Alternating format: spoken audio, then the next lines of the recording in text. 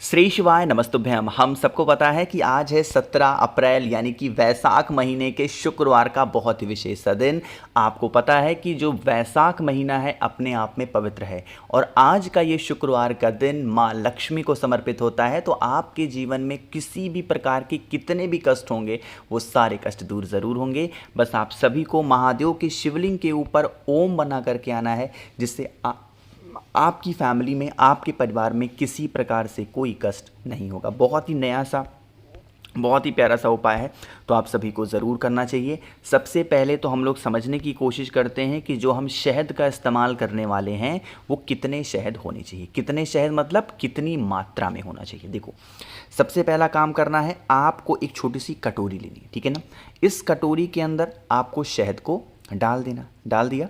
अब आप इस कटोरी को यानी कि शहद की कटोरी को उठाना, महादेव के शिवलिंग के पास जाके चुपचाप खड़े होना। एक नियम है, इस उपाय को करने से क्या दूर होगा? हमारे जीवन का कष्ट। अब एक नियम ये समझ लो कि जैसे मान लो कि घर का कोई सदस्य है जिसको कष्ट बहुत ज़्यादा है, तो अगर आप उस व्यक्ति को अपने साथ लाओ और उसके हाथों से इस उपाय को कराओ, तब इसका प्रभाव जल्दी और ज़्यादा पड़ेगा। बट मान लेते हैं कि वो इंसान नहीं आ सकता है उपाय करने, या फिर वो उपाय करता ही नहीं है, किसी से कोई मतलब ही नहीं है, तो आप उपाय को कर सकते हैं, ठीक है ना। क्या करना, जो शहद की कटोरी मैंने आप लोग को दिखाई है, जितना भी शहद आपने लिया है, 1 चम्मच 2 चम्मच जितना भी लिया, उसे 5 बार में महादेव की शिवलिंग के ऊपर समर्पित करना। मैं क्या बोल रहा हूँ, 5 बार में चढ़ाना है। अब ऐसा नहीं करना है कि एक ही बार में पूरा का पूरा शहद उलट दिया, नहीं, थोड़ा थोड़ा करके आपको शहद को 5 बार में चढ़ाना। अब जब शहद को चढ़ाओगे तो महादेव का एक नाम ज़रूर याद रखना, वो नाम नहीं भूलना है। वो नाम कौन सा है? कुंदकेश्वर महादेव के नाम से आपको शहद चढ़ाना। एंड देन शहद को चढ़ाने के बाद में आप अपने हाथों से उस शहद का क्या करोगे? अरे बताओ भाई, क्या करोगे? लेपन करना, ठीक है ना। अब यहाँ पे जब लेपन करोगे तो महादेव के शिवलिंग के ऊपर का जो ये शहद आपने लिया है, इसी में से थोड़ा सा शहद निकालना और जो भी व्यक्ति परेशान है उस परेशान व्यक्ति का स्मरण करके कुंदकेश्वर महादेव के नाम से एक ओम का निर्माण करेंगे माता अशोक सुंदरी के स्थान पे, जिस प्रकार से मैंने कर दिया। नियम मेरी समझ में आ रही क्या? 5 बार में शहद को महादेव के शिवलिंग के ऊपर चढ़ाना कुंदकेश्वर महादेव के नाम से, एंड देन आप लेपन करना। किसका? शहद का ही लेपन महादेव के शिवलिंग के ऊपर करना। शहद का लेपन करने के बाद में उसी शहद में से थोड़ा सा निकाल लेना और ओम का निर्माण कर देना माता अशोक सुंदरी के स्थान पे। जब यहाँ पे ओम का निर्माण कर रहे होगे तो आपको अपने मन की बातों को, अपने घर परिवार के कष्टों को आपको मात्र कह देना है, सारे कष्ट दूर ज़रूर होंगे। इतना करने के बाद में फिर 1 लोटा शुद्ध जल तांबे के लोटे से श्री शिवाय नमस्तुभ्यम का जप करके चढ़ा दीजिएगा। जीवन की तकलीफ़ें हमेशा के लिए दूर हो जाएंगी, ठीक है ना। करिएगा ज़रूर। तो पहला उपाय आपको समझ में आ गया है। आगे बढ़ते हैं अब इस वीडियो के हम लोग अपने दूसरे उपाय की तरफ, जो कि हमें करना होगा किसके लिए? अरे बताओ भाई, धन के लिए। ज़रूरी नहीं है कि सिर्फ धन की ही प्रॉब्लम है। धन के ही रूप में एक प्रॉब्लम होती है और वो प्रॉब्लम होती है कर्ज मुक्ति को लेकर ना, कि जैसे कर्ज में बहुत ज़्यादा प्रॉब्लम चल रही है कि कोई किसी का पैसा बाकी हो, वापस नहीं कर पा रहे हो, बहुत चिंतित हो, बहुत परेशान चल रहे हो, तो आप इस उपाय को करेंगे, ठीक है ना। क्या करिएगा, आप बेलपत्र लेना, ठीक है ना। कितनी बेलपत्र? मात्र 1 बेलपत्र लेना। बेलपत्र लेने के बाद में आपको इस प्रकार से लेना है लाल चंदन, ठीक है ना। ध्यान रखिएगा, जो लाल चंदन इस्तेमाल करोगे वो सूखा नहीं होना चाहिए। वो लाल चंदन आपको छोटा सा कोई भी आप दीपक ले लो, कटोरी ले लो, ग्लास ले लो, उस ग्लास के अंदर इसका क्या करोगे? पेस्ट बनाना, ठीक है ना। पेस्ट बनाने के बाद में आप सभी लोगों को आप जो बेलपत्र ले रहे हो, एक मिनट कलर चेंज कर लूँ आपको समझने में आसानी होगी।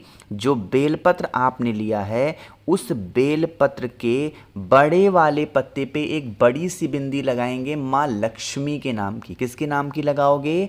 माता लक्ष्मी के नाम की। नीचे की जो दोनों छोटी छोटी पत्तियां आपको दिखाई दे रही हैं, एक बिंदी इस पत्ती पे और एक बिंदी इस पत्ती पे जब लगाओगे तो इस बिंदी इस वाले बेलपत्र पे जो बिंदी लगाया है आपने वो किसके नाम की लगाएंगे? रिद्धि के नाम की। और इस वाले बेलपत्र की नीचे वाली पत्ती पे जो आपने बिंदी लगाया है वो किसके नाम की लगाओगे? अरे बताओ भाई, सिद्धि के नाम की, ठीक है ना। और ये वाला बड़े वाले पे माँ लक्ष्मी के नाम की। चीज़ें क्लियर हो रही हैं क्या? तो आपको इस प्रकार से बेलपत्र को सजाना है। इस बेलपत्र को यहाँ से उठाना और लेके कहाँ पे जाओगे? महादेव के शिवलिंग के पास में।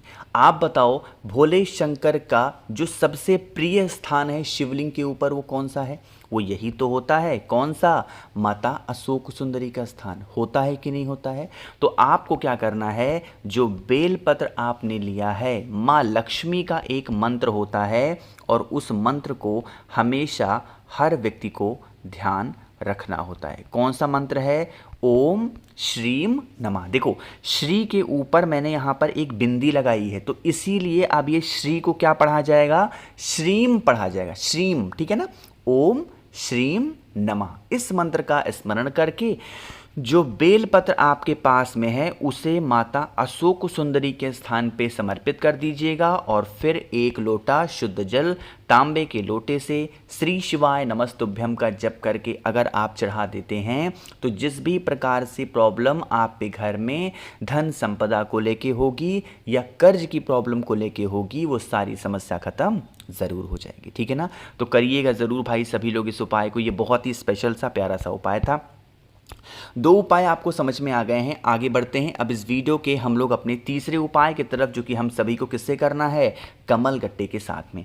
लेकिन इस उपाय का नियम थोड़ा सा डिफरेंट है। कैसे करना है इसकी बातें हम करेंगे, लेकिन सबसे पहले जल्दी से करिए वीडियो को लाइक। जिसने अभी तक चैनल को सब्सक्राइब नहीं किया, मेरी आवाज़ आप पहली बार सुन रहे हैं, चैनल को ज़रूर सब्सक्राइब करेंगे, ठीक है ना। देखो, ये जो मैं तीसरा उपाय आपको बताने जा रहा हूँ, या तो दूसरा उपाय कर लेना या तीसरा उपाय कर लेना, ठीक है ना। ये दोनों उपाय धन संपदा और कर्ज मुक्ति के लिए होंगे। तो तीसरे उपाय के लिए आपको मात्र एक कमल गट्टा लेना है, ठीक है ना। तो शुक्रवार का दिन माँ लक्ष्मी को समर्पित होता है, इसीलिए मैं बार बार आपको धन संपदा का उपाय बता रहा हूँ। तो आपको मात्र एक कमल गट्टा लेना है।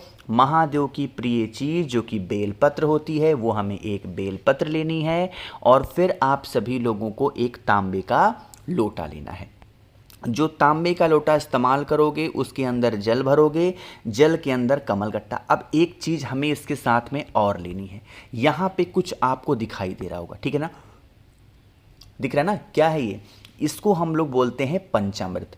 लेकिन इस उपाय के लिए हमें पंचामृत की आवश्यकता नहीं है। कोई भी एक सामान ले लो जो आपको सही लगता हो। चाहे आप दही ले लो, चाहे आप दूध ले लो, चाहे आप घी ले लो, आप शहद ले लो, आप मिश्री ले लो। इनमें से जो भी एक चीज़ आपके घर में ईजिली अवेलेबल हो उसको लेना। जो भी चीज़ें पंचामृत में से आपने ली हैं, पहले उसे महादेव के शिवलिंग के ऊपर क्या करेंगे? आपको लेपन करना है। लेपन करने के बाद में इसी के ऊपर बेलपत्र को समर्पित कर देना, ठीक है ना।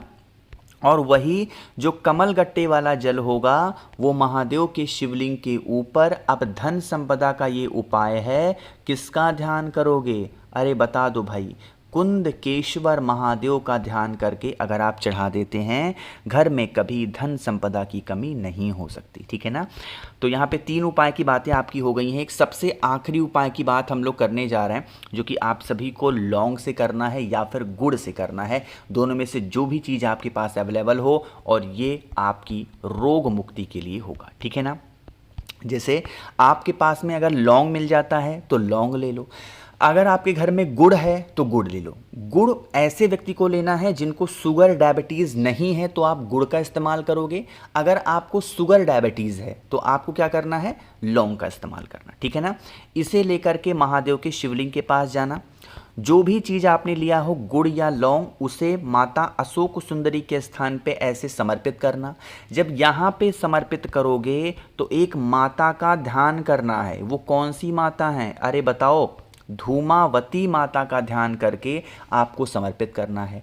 जब आप ये समर्पित की हुई चीज़ों को यहाँ से उठाएंगे तो भोले शंकर और माता सती से आपको क्या करना है? औषधि मांग करके उठाना है, ठीक है ना। भोले शंकर से और माता सती से औषधि मांग करके उठाना, उठा के अपने पास रखना, एक लोटा जल चढ़ाना। फिर इस सामान को लेके आप अपने घर पे चले जाना और डेली शनिवार से लेकर के 7 दिन तक लगातार डेली सुबह खाली पेट, यानी कि बिना कुछ खाए हुए, एक लौंग या एक गुड़ के टुकड़े को खा करके और एक गिलास पानी धूमावती माता के नाम से अगर आप खा लेते हैं तो आपकी बीमारियां धीरे धीरे ख़त्म ज़रूर हो जाएंगी। बाकी मैंने कोशिश की आप सभी को सारी बातों को बहुत ही ढंग से बताने की। वीडियो पसंद आई हो तो लाइक करिएगा, कुछ पूछना है नीचे कमेंट सेक्शन में पूछें, और मेरे जितने भी भाई बहन आवाज़ आज मेरी पहली बार सुन रहे हैं चैनल को ज़रूर सब्सक्राइब करेंगे। श्री शिवाय, नमस्तुभ्यम।